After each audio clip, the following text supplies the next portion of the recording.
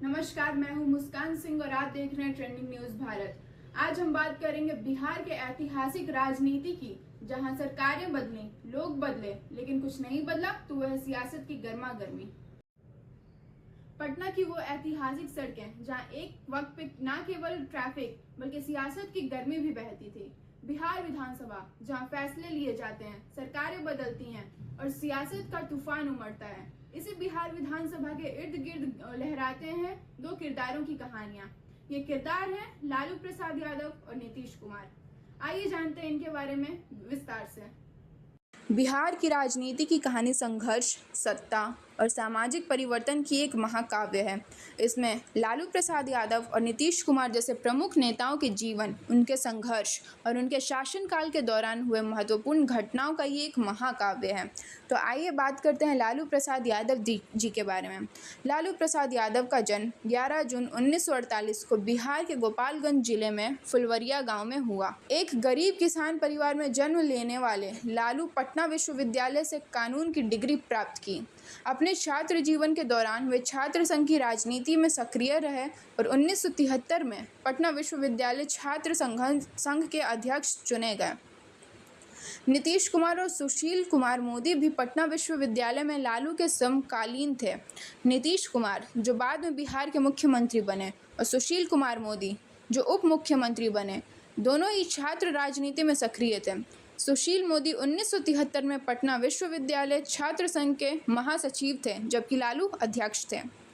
1970 के दशक में जयप्रकाश नारायण जी उनके नेतृत्व में संपूर्ण क्रांति आंदोलन शुरू हुआ, जिसमें लालू, नीतीश और सुशील मोदी जैसे युवा नेता सक्रिय रूप से शामिल हुए। इस आंदोलन का उद्देश्य भ्रष्टाचार के खिलाफ लड़ाई और सामाजिक न्याय था। लालू प्रसाद यादव और सुशील मोदी दोनों ने इस आंदोलन के दौरान कई बार गिरफ्तारी का सामना किया। सुशील मोदी को आपातकाल के दौरान 19 महीने तक जेल में रहना पड़ा। कर्पूरी ठाकुर जो बिहार के मुख्यमंत्री थे, उन्होंने इन दोनों युवा नेताओं को मार्गदर्शन दिया और सामाजिक न्याय की दिशा में महत्वपूर्ण कदम उठाए।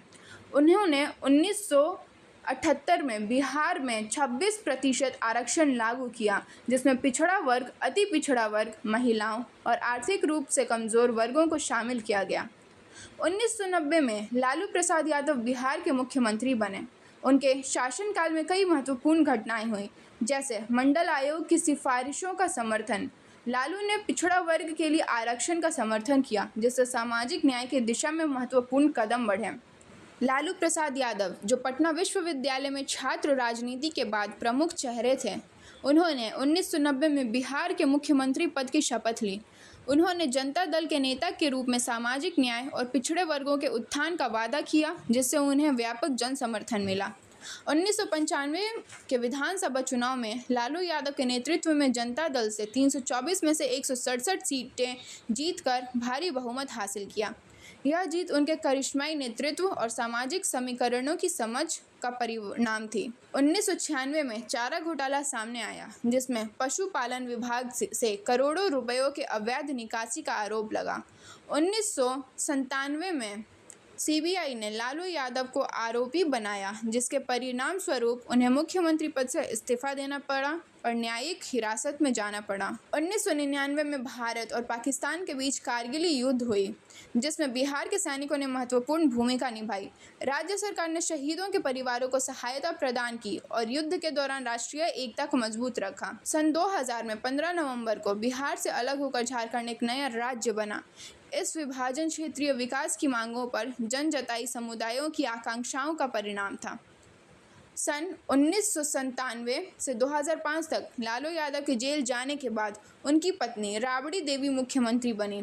उनके कार्यकाल में प्रशासनिक चुनौतियों और कानून व्यवस्था की समस्याएं बनी रहीं, जिससे सरकार की आलोचना हुई। लालू यादव और राबड़ी देवी के शासनकाल से नाखुश होकर 2005 में चुनाव में जनता ने ये फैसला लिया कि इस बार वे गद्दी पर किसी और को बिठाना चाहेंगे और वहां से आए नीतीश कुमार जो पहले लालू यादव के सहयोगी थे।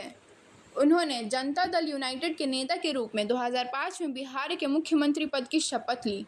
उन्होंने सुशासन, विकास और कानून व्यवस्था में सुधार पर जोर दिया।